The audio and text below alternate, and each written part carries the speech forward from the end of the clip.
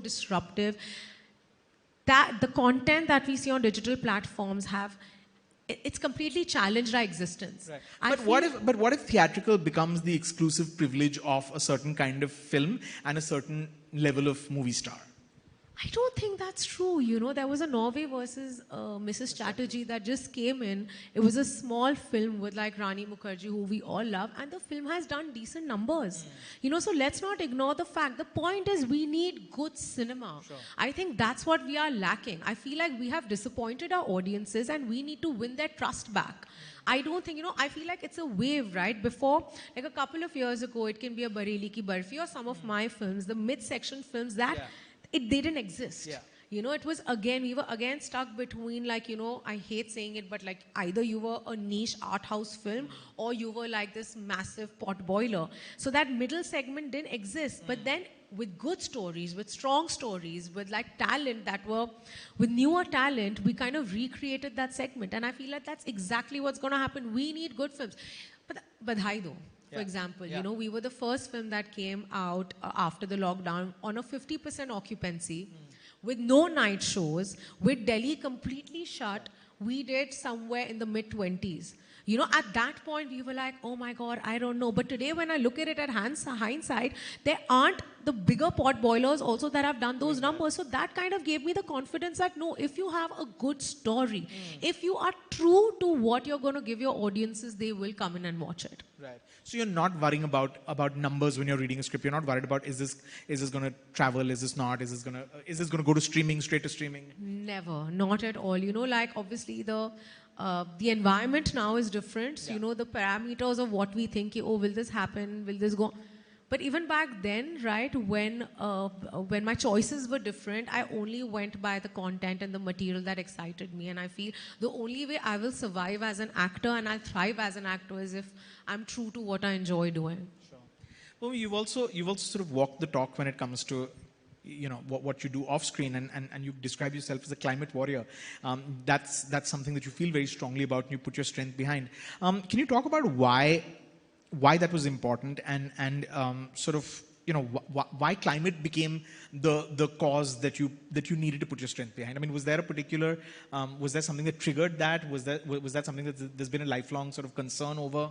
Absolutely. So, you know, when I was a young adult, I had a lot of climate anxiety, you know, because I always had these questions, okay, what happens when all our natural resources are depleted? How will I survive? I love my family so much. Will I be able to protect them? And as an adult, I realized that, okay, I have these questions, but I'm not doing enough about it. You know, I would be in like rooms full of powerful people. This is like a couple of years ago. And every time I spoke about it, people would like shun me away or shush me and be like, oh, this is not a real problem. But with everything that we are going through, I think it's very clear that climate change is real. And that's why we started Climate Warrior, an advocacy platform about climate change. And we've done some immense work. And I feel like this is not my battle alone. You know, this is a battle that all of us need to join hands in, because I truly believe that climate change is the largest looming threat that humanity will ever face. And do you feel like you've been able to reach out to, I mean, and first port of call is always one's own, you know, colleagues and stuff. But do you feel like your colleagues get it? Do you feel like this is something that, I mean, I don't think one can put the entire responsibility on your shoulders, but do you feel like enough people in your business care about the environment? I think I have seen a change in the last few years, especially post the pandemic. Yeah.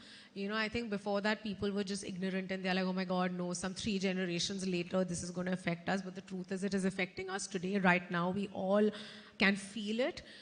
So I feel like I've seen a certain amount of shift in attitudes, and people are taking up responsibilities. Like I know sets that are going completely sustainable. You know, fashion is going sustainable in many, many ways. Are we doing enough? Absolutely not. But has the change started? I would like to believe yes. That's an encouraging sign, actually. I feel like we have time for maybe one question. And are we taking questions from the room? But I'll quickly. Bhumi, now, where do you see your? I mean, is there a direction for, you know, for anyone that's not an actor, you know, people like us in 9-to-5 jobs, or people who are not you know, who are not necessarily in a creative field? There are goals. You say by in 3 years, I want to be able to buy a house. In 5 years, I want to buy an island, whatever. I mean, are you able to make goals for yourself in terms of where you want to go with, in what direction you want to go with your career? I don't actually mean sort of tangible monetary goals, but No. you know, this is the direction I want to be. I want to go in. I want to be known as the next Sridevi, the next. I don't know. I mean, honestly, no, I don't. I've really thought about it as like, I can't even. I have an idea of what my life needs to be like, and that idea was kind of, that vision came on to me when I was very, very young, and I'm just trying to fulfill every fragment of that vision. Now, whether that comes with me being a global star icon, or whether that comes with the work that I do, I don't know. I just want to live a fulfilled life, and I still can't pinpoint what gives me that satisfaction. So it's an everyday journey. So I literally have no 5-year plans, no 10-year plans.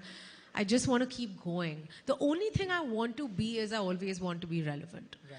I always want to be somebody who has an impact. I don't want to sound pompous, but I never wanted a normal life.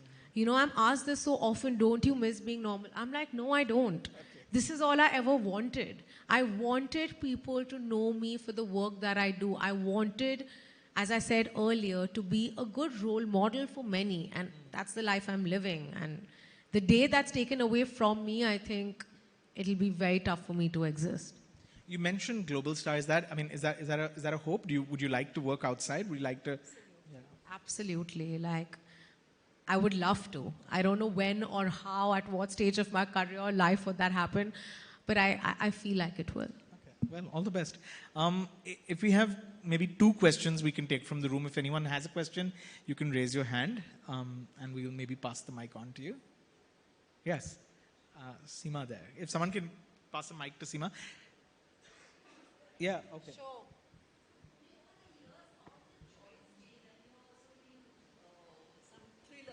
Lady Killer coming up, and then even Afwa, I think your recent. Right. So how do you enjoy that genre, and how has the choice over the years changed?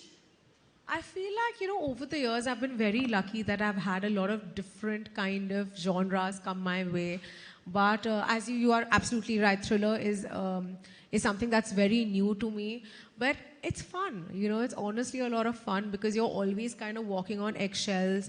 And I feel when you're doing a thriller, there's no right or wrong way of doing something. So I'm enjoying it. I feel there's a lot more that I've still not tapped into.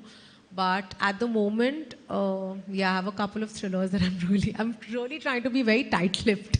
But okay, thank you. And the lady next to Seema.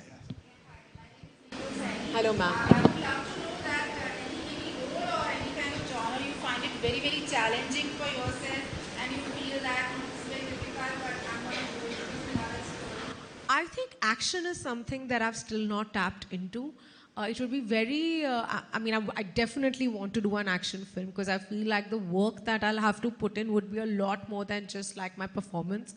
I'll get to learn a skill and maybe really channelize the badass energy in me. So I think action would be a challenge, and a challenge enough for me to enjoy it.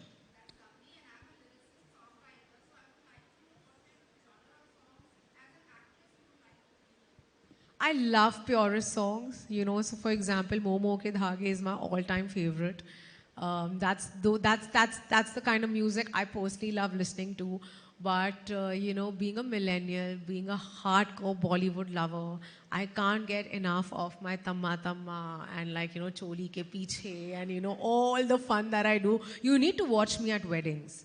I'm nothing like this, poised and giving these answers. But I love Bollywood music. Thank you. I'm told that's all the time we have. But Bhumi, thank you so much. Thank you for the choices that you make, because I feel like those are films that have given us food for thought. Those are films that have made us sort of change the way we look at certain things. I mean, film like Badai Do, film like Toilet.